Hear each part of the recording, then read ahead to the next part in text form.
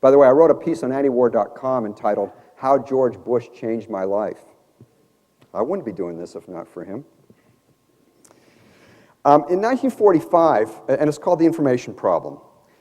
In 1945, Hayek pointed out that one of the big problems with centralized economic planning was that virtually all the information that's important to plan an economy is not centralized, but rather exists in a decentralized form in millions of individual minds and cannot be centralized.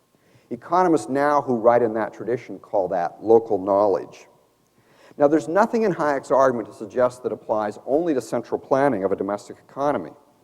A government that wishes to intervene in another country's affairs faces the same problem, possibly even magnified by the fact that the small number of government policymakers at the center have even less information about the foreign country than they have about their own country. The problem then becomes one of knowing which countries they should intervene in, and beyond that, even if they seem to have solid grounds for intervening, how to intervene. One economist who addressed this issue 35 years ago, briefly but insightfully, is David Friedman in his book, The Machinery of Freedom. He pointed out that when the government of a fairly liberal country wishes to intervene, it often faces a choice between two or more illiberal dictators. Friedman gives a pithy instance, quote, in practice, an interventionist policy almost inevitably involves alliances with the Shah of Iran, or the present government of China, or Joseph Stalin, or Ferdinand Marcos, or in the case of the actual policy of the U.S. over the last 45 years, all of the above. And he goes on. In order for the policy to work, it is necessary to correctly figure out which countries are going to be your enemies and which your allies 10 years down the road. If you get it wrong, you will find yourself unnecessarily blundering into other people's wars, spending your blood and treasure in their fights instead of theirs and yours. You may, to take an example not entirely at random, get into one war as a result of trying to defend China from Japan, spend the next 30 years trying to defend Japan and Korea and Vietnam from China, then finally discover that the Chinese are your natural allies against the Soviet Union. Whitney, talking about the information problem, recounts how U.S. government officials made major decisions about foreign policy with little knowledge of the countries for which they were making the decisions, with often disastrous consequences. In discussing the Congo, for example, Whitney tells how U.S. government officials in 1960 failed to understand that the Congo was a few hundred mini-nations whose people were trying to avoid daily starvation. Instead, these officials interpreted everything with reference to their own Cold War with the Soviet Union. It's all about us. This lack of local knowledge extended even to cultural differences. President Eisenhower's Undersecretary of State, C. Douglas Dillon, judged the Congo's Patrice Lumumba to be, quote, an irrational, almost psychotic personality. His evidence? Lumumba, quote, would never look you in the eye. What he didn't know, apparently, was that many Africans are taught that avoiding eye contact is deferential. Because of these officials' negative assessment of Lumumba, President Eisenhower gave the order for him to be murdered. And by the way, here's where I part company. I think what Karen Kwiatkowski did in that movie, Why We Fight, was heroic. I can't get on board with Eisenhower as being that great a hero.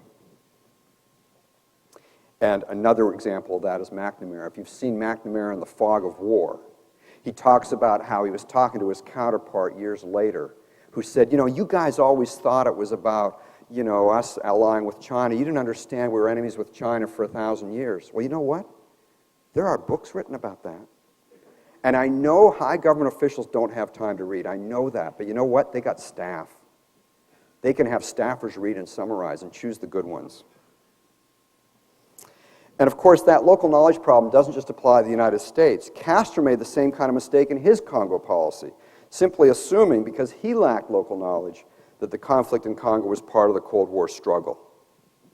A more recent instance is the U.S. government's over-reliance before it invaded Iraq in March 2003 on information from the Iraqi expatriate Ahmed Abdul Hadi Shalabi about the state of Saddam Hussein's weapons of mass destruction.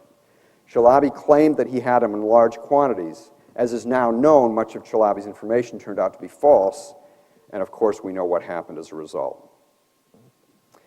Another application of economic thinking to the economics of war is the economics of externalities, One of the most widely accepted ideas in economics is the concept of an externality, whether negative or positive, and I want to focus on the negative ones.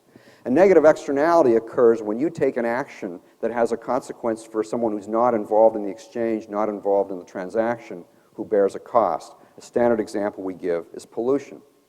But economists have been very narrow in giving their examples.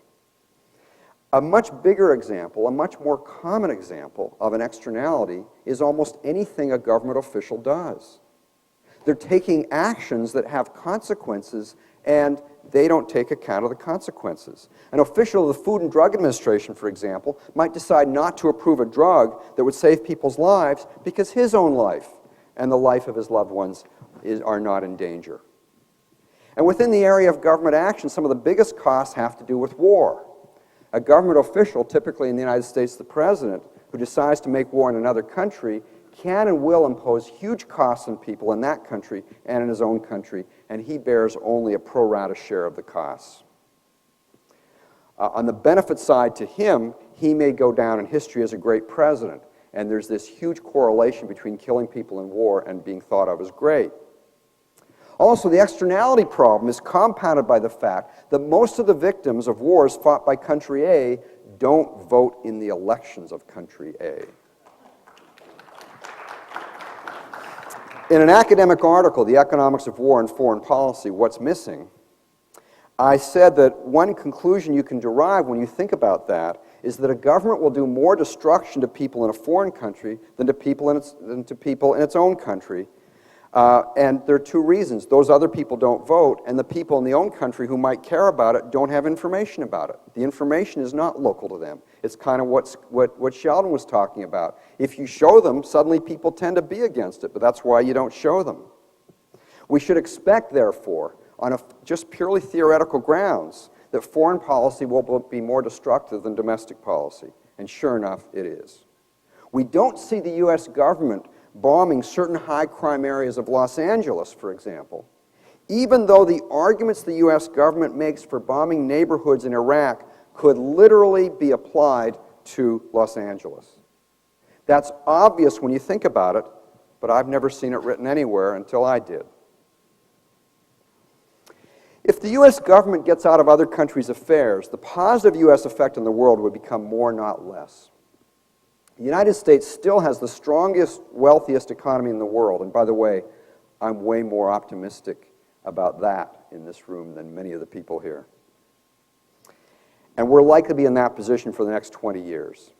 That message is already getting out to the world, and many countries are trying to emulate the relatively pro-freedom economic policies that have caused this long-term economic boom. But the message has been somewhat garbled by the white noise of U.S. interventionist foreign policy, which has caused some hatred of the United States around the world and has given the left-wing parties in many countries the excuse to hang on a little longer to the destructive socialist policies. With the U.S. out, the excuse would be gone. Similarly, the U.S. government's paramilitary war against drug producers in various Latin American countries has destabilized fledgling democracies in Peru, Colombia, and Mexico. Drug producers in Peru, for example, have hired the Shining Path, a group of terrorist leftists, to defend them and their property from the U.S.-financed Peruvian military. With the U.S. government no longer intervening, those countries become more stable and would have a much higher chance of creating a freer political and economic system. The government could add to that positive effect on the world by loosening immigration restrictions even further, allowing millions of more people a year into the United States. The consequent brain drain would further pressure the countries losing highly skilled labor to reduce their taxes and regulations and drive people out. What the U.S. government should also avoid, besides carrying out an interventionist foreign policy by military means, is carrying out an interventionist foreign policy using government subsidies. The worst kind of subsidy is from one government to another. The government making the subsidy doesn't bear the cost because the government official isn't spending his own money. The government official receiving the subsidy doesn't spend it well because he's spending someone else's money, which is why government recipients of foreign aid often build palaces, dams that are economically destructive, such as the Aswan Dam in Egypt built with Soviet foreign aid, and monuments to themselves. Guess what kind of subsidy is virtually the only kind the World Bank and the International Monetary Fund make?